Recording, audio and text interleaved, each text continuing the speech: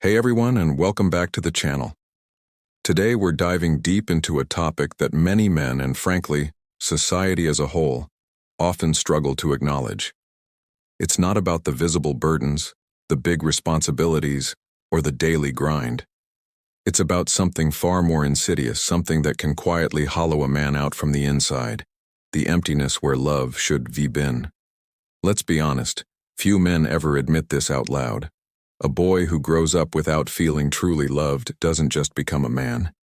He becomes an echo. He learns very early on that affection is conditional, that warmth must be earned, and that tenderness, well, that's often a luxury meant for others. And so, almost imperceptibly, he begins to harden. He starts building his self-worth around what he can do, what he can provide.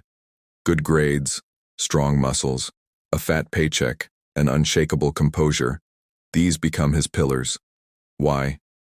Because somewhere deep down, a persistent voice whispers, "You are only as valuable as what you can provide." And society unfortunately doesn't always help him silence that voice. Think about it. We tell boys not to cry. We tell them to man up, to stay strong, to never show need. We praise their endurance, their resilience, but we often completely ignore their exhaustion, their quiet struggles. We celebrate their big achievements, but so easily overlook their deep-seated loneliness. Then, years later, we scratch our heads and wonder why so many men seem to move through life like ghosts. They're efficient, responsible, yes, but emotionally detached.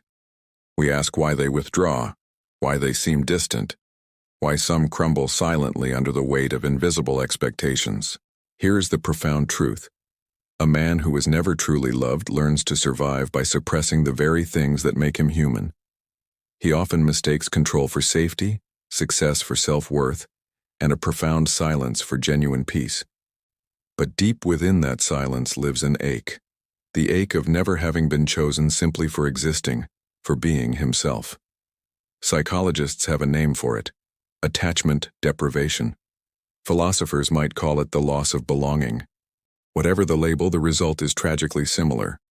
A hollowing that no amount of work, no amount of money, no amount of external validation can ever truly fill.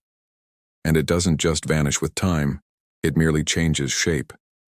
From a boyhood longing to an adult detachment, from quiet heartbreak to unsettling numbness, from unmet need to an unspoken, persistent fear. So the question we need to ask isn't just what happens when a man isn't loved. It's about who he becomes because of it. Does he turn cold and unreachable, protecting himself behind a facade of charm or intellect? Does he overcompensate, constantly seeking approval through power or relentless performance?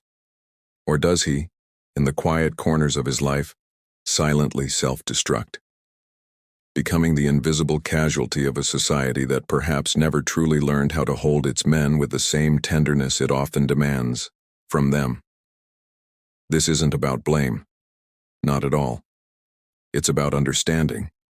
Understanding the lifelong, often devastating effect of not being loved as a man, and what that does to his soul, his body, and critically to the generations that follow. Because unloved men don't simply disappear into the ether. They actively build the world we all live in. And if we ever hope to genuinely heal that world, we must first learn to see the wound behind the mask. The boy who never heard you enough, now trapped inside the man who tragically just can't believe it. There's a specific, quietly devastating moment in nearly every unloved man's life when he realizes this profound truth. No one is truly coming to rescue him. Not his parents, not his best friends, sometimes not even the person who now says they love him. Why? Because deep down he doesn't believe he deserves to be saved. He believes love is a transaction. Something earned, negotiated, repaid, but never, ever freely given.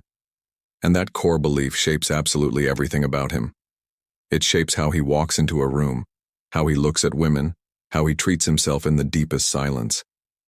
It even shapes how he dreams, cautiously, strategically, never too much, never too soft. Let's dive into the origins of this phenomenon, starting with the very beginning. When affection tragically becomes a currency. Most men who grow up without sufficient love often don't even notice the absence at first. It is important to understand that it's not always overt violence or obvious cruelty that marks them. Often it's something far more subtle, more insidious: emotional distance. Think of a father who tirelessly provides for his family, but never offers a warm embrace, or a mother who worries constantly but rarely truly listens to her son's heart. It's a home full of tasks and responsibilities, but tragically short on tenderness. So, what does the boy do? He adapts. He learns quickly that being good earns smiles, that staying quiet often avoids conflict, and that helping others, being useful, provides him with a brief, fleeting glimpse of warmth and acceptance. He becomes the dependable one, the responsible child, the fixer, the relentless achiever. But the cost of that reliability is invisible, yet profound. He slowly, heartbreakingly forgets how to receive love freely. Psychologists like John Bowlby famously describe this as avoidant attachment. In this dynamic, love begins to feel inherently unsafe because it was never consistent, never truly unconditional. These men learn to find comfort, not in intimacy, but in their fierce independence. They often feel a deep unease when someone gets too close. Not because they don't crave connection, because they absolutely do, but because in their past, connection often meant pain, confusion, or bitter disappointment. They learn as a survival mechanism to quietly close doors before anyone else has a chance to leave through them. It's a preemptive strike against future hurt. By the time this boy becomes a man, this performance of strength, this intricate dance, is perfected. He knows exactly how to smile at the right times, how to give solid advice, how to fix seemingly insurmountable problems, and how to appear perfectly composed, no matter the internal storm. His masculinity becomes a carefully constructed suit of armor, a compelling performance of competence that cleverly hides a deep, nagging fear of inadequacy. He embodies everything society often praises: disciplined, stoic, completely in control. But inside, he's often a simmering volcano. Years, sometimes decades of unspoken grief, unexpressed emotions, and quiet frustrations boiling beneath that perfectly polished surface. Modern culture, unfortunately, often adores this version of him. The quiet achiever, the strong, silent type, the one who never complains, never burdens anyone. But here's the critical paradox. Strength without softness ultimately becomes isolation, and isolation, when prolonged, when left unaddressed, eventually morphs into despair. You see it in the small, almost imperceptible things. In the way he subtly dismisses compliments, deflects praise. In the way he might awkwardly apologize for shedding a tear, even in private. In the way he expertly changes the subject whenever emotions surface, whenever the conversation veers into vulnerability. He's fluent, articulate even, in every language known to humanity, except one: vulnerability. Why? Because to him, vulnerability feels like exposure. And exposure, in his formative years, often tragically led to rejection, to being seen as weak or too much. This brings us to the hidden, often devastating cost of being unloved. Being unloved doesn't just leave scars on the heart, it literally rewires the brain. Studies in developmental psychology have shown extensively that early emotional neglect or deprivation actually alters how the nervous system regulates safety and threat. In simple, stark terms, unloved boys grow into men whose bodies and minds never fully relax. They are perpetually waiting for disappointment, for betrayal, for abandonment. Even when life settles into a period of calm, their minds continue to whisper, a constant nagging voice. It won't last. Something bad is coming. This isn't just a feeling. It's a deeply ingrained physiological response. This constant state of alert leads to chronic stress, which impacts everything from physical health to emotional well-being. It can manifest as anxiety, as difficulties forming deep, trusting relationships, and as a pervasive sense of loneliness, even when surrounded by people.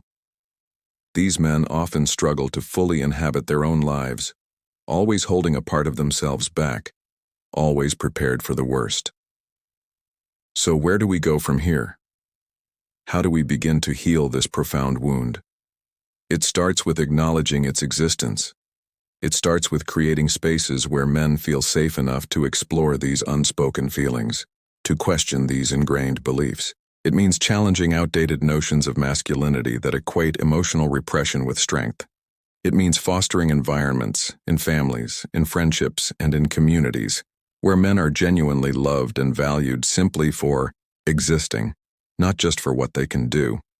It means teaching boys early on that their emotions are not weaknesses, but vital parts of their humanity. For those men who recognize parts of themselves in this description, please know that healing is possible. It's not about changing who you are, but about reclaiming the parts of yourself that were lost or suppressed. It often involves seeking professional help, a therapist, a counselor, who can provide a safe space to explore these deeply held patterns and develop new, healthier ways of relating to themselves and to others. It's about learning to trust, to receive, and to finally allow yourself to be truly loved. This conversation isn't just for men, it's for everyone. Because when men heal, families heal, communities heal, and ultimately, our entire world becomes a more compassionate, understanding place. Thank you so much for watching and for engaging with such an important, often overlooked topic. If this resonated with you, or if you learned something new, please hit that like button, share this video with someone who might need to hear it, and don't forget to subscribe for more content like this. Your support helps us continue these vital conversations. We'll see you in the next one.